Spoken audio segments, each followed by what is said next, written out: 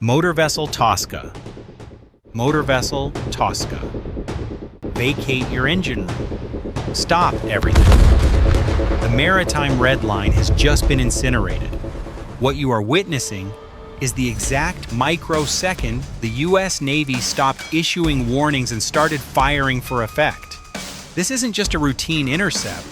This is a kinetic surgical strike against an 80,000-ton Iranian strategic asset that just changed the rules of engagement in the Middle East forever.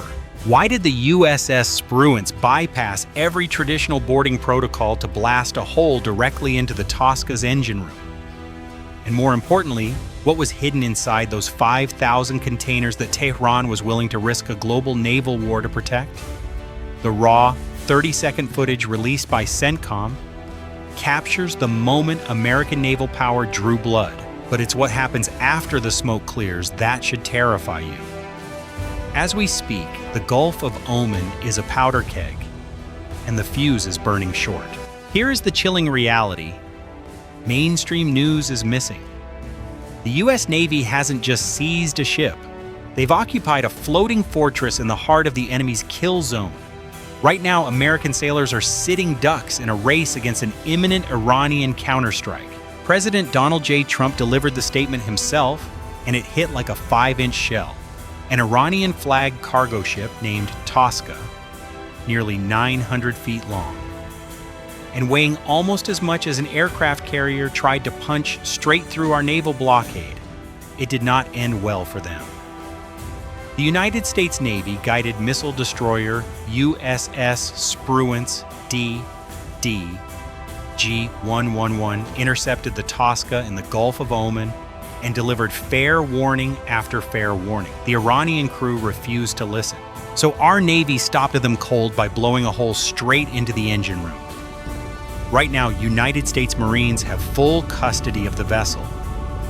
The Tosca sits under United States Treasury sanctions for its long history of illegal activity.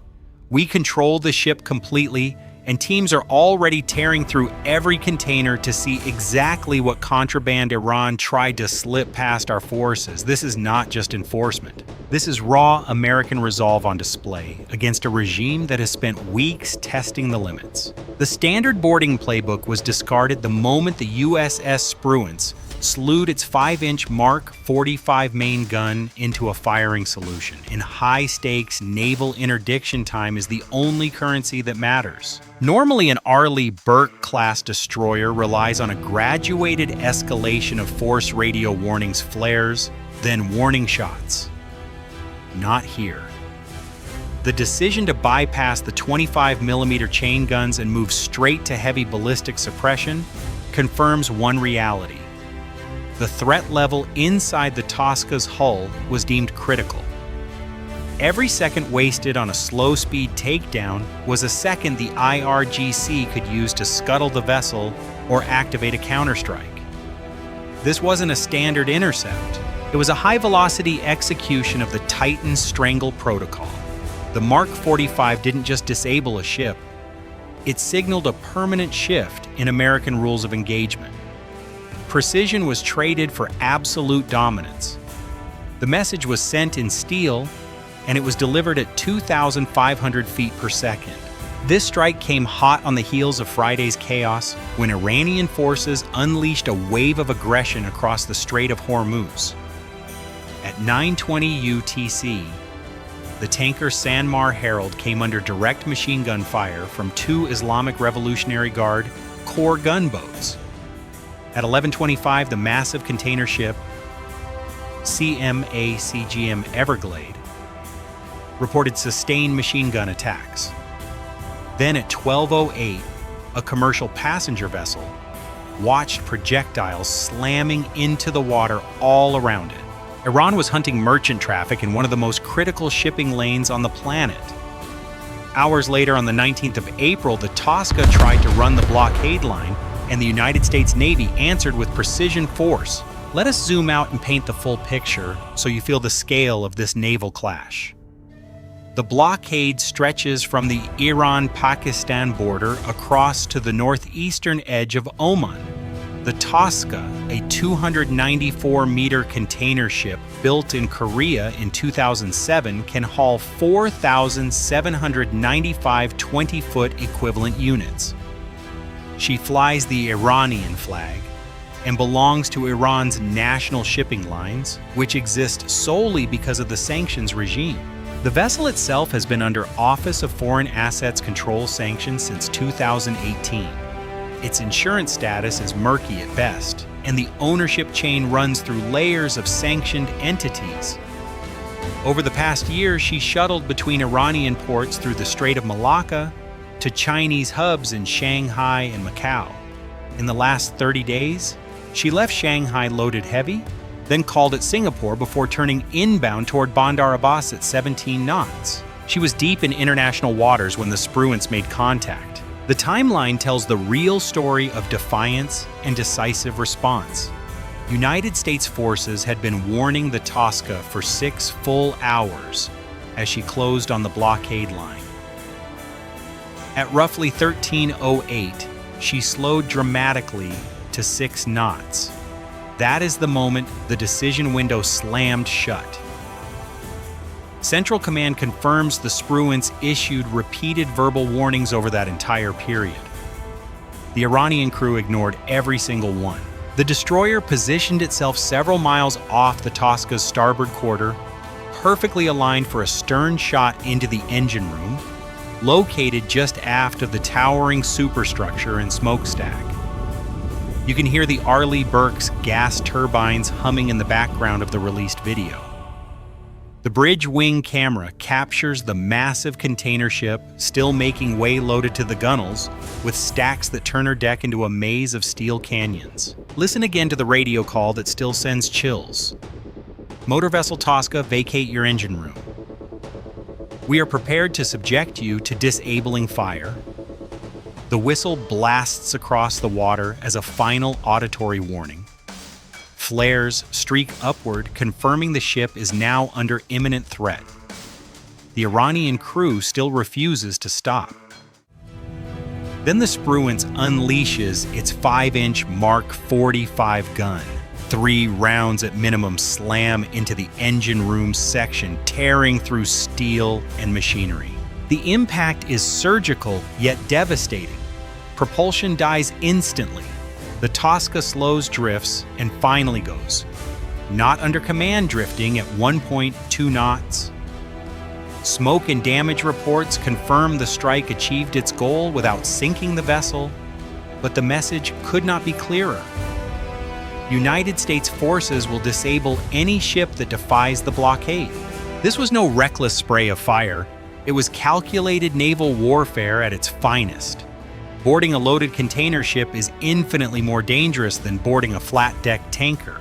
Those container stacks create perfect cover for hidden threats. A fast rope team landing on top would be exposed at bridge level with no easy path down. The bow offers limited space and wind turbulence. The sides present the risk of a maneuvering hull crushing small boats. 2 Navy SEALs were already lost earlier in a similar Red Sea boarding against a far smaller vessel. The Spruance command team weighed every risk and chose the safest, most effective option for American lives. They kept distance, minimized exposure, and used the destroyer's superior firepower to end the standoff in minutes. Marines from the 31st Marine Expeditionary Unit have successfully boarded and secured the vessel. But let's be clear, the tactical situation is now incredibly precarious. The USS Spruance is effectively a sitting duck while it stands guard over this 80,000-ton steel carcass. With her engines shattered and propulsion dead, the Tosca is a massive liability in a high-threat corridor. Moving a vessel of this magnitude requires heavy-lift salvage tugs that are days away. Every hour, the Spruance remains tethered to this prize. She is exposed to Iranian swarm boats or coastal cruise missiles. The Navy hasn't just seized a ship. They've occupied a fortress in the enemy's backyard, and the window for an Iranian counterstrike is wide open.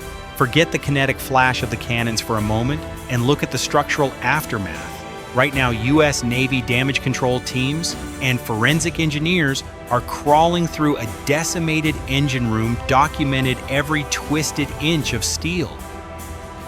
They are mapping the Tosca's internal systems to see how she maintained such high speeds under sanction.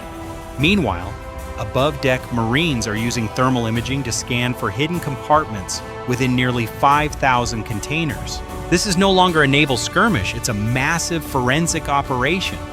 Every logbook seized and every hard drive recovered from the bridge is a goldmine of data on how Iran bypasses the global financial system. We stand at the edge of something much larger. The ceasefire deadline looms. Talks in Islamabad hang by a thread. Will Iran retaliate with more gunboat attacks, or will they finally understand that American naval power will not blink? I'm asking you again right here in the middle of this breakdown because your opinion shapes the conversation. With the Tosca now in United States, hands and damage confirmed, do you think Iran will back down? Or are we headed for a full naval confrontation that could shut the Strait of Hormuz and spike global oil prices overnight? Comment below and tell me exactly what you see coming next, because the world is watching and so are we. The United States has already directed 25 commercial vessels to turn around since the blockade began. Every single one complied until the Tosca decided to test the line. This is what happens when defiance meets determination.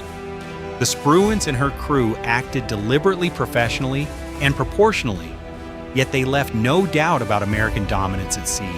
As the Tosca sits silent, her AIS transponder dark, the real mission begins inside her steel labyrinth.